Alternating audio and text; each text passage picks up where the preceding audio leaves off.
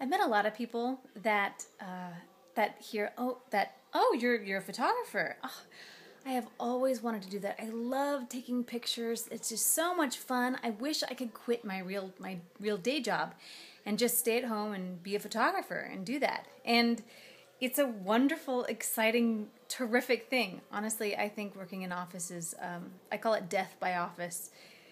And I know just for me that it just doesn't work very well to be in an office environment. I'd rather be working for myself. But I wanted to talk with you about if you've been contemplating quitting your day job and becoming a photographer, there are some good things to keep in mind. Honestly, I was a hobbyist for years. I've always loved the creative process. I've always loved being artistic and making things. I know that about myself, that I will always be an artist in some aspect. And photography just kind of fell into my lap. We had a great experience with another local portrait photographer in Austin, and she brought a lot of wonderful energy to the session, and her artwork was beautiful.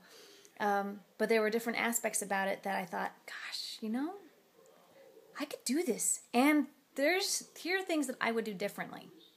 So I convinced my husband that if I worked really hard for a month, a whole month, I'm kind of a short-term person, and I applied myself and learned as much as I could online from different photography forums and websites and all sorts of tutorials that are free online. If I showed dedication, could I please get a DSLR?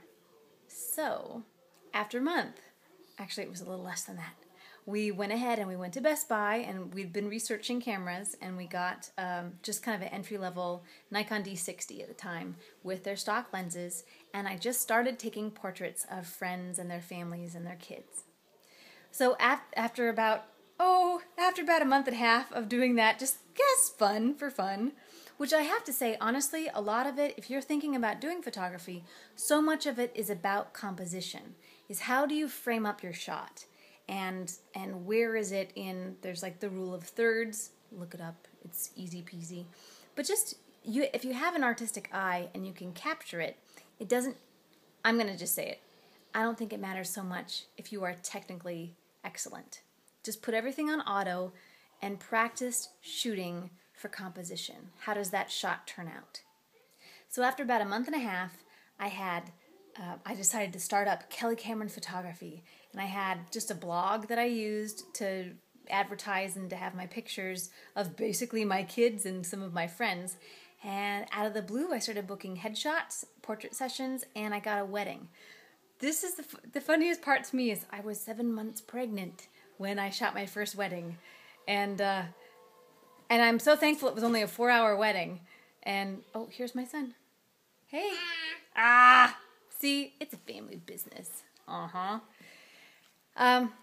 So then I decided that after Yes, that's Shelby. That's right. So after that I decided to, I did a bridal show.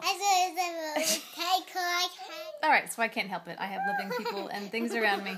It's just going to work that way. Anyway, so I did a bridal show, and I had my daughter. She was 1 month old. I had her in a carrier, and she's just with me at the time. And I booked several weddings from that, and then life hasn't stopped since then. Fortunately, I had a really great start into easing into a business. And when you're starting out, you start with kind of rock bottom prices to be able to gain the experience. Yeah. Obviously, we're really professional now. No, but this is the start of year 4 for my business, and I have seen it grow immensely. Yeah. So this is basically a reality show because life is real. But I wanted to share with you a bit about what it's like starting your own business and in photography.